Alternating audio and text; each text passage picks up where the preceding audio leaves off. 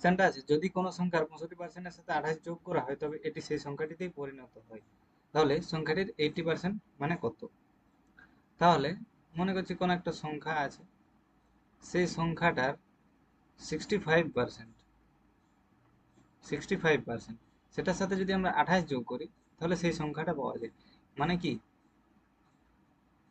বাকি আর কি 35% আছে, 65 সাথে 35 তবেই পূর্ণ সংখ্যাটা পাবো।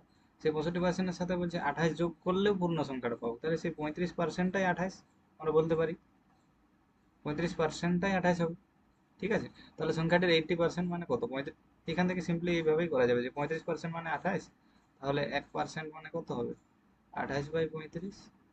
তাহলে 80% মানে হবে 28 × 80/35, 4, 5, 64, এটার উত্তর হবে 64।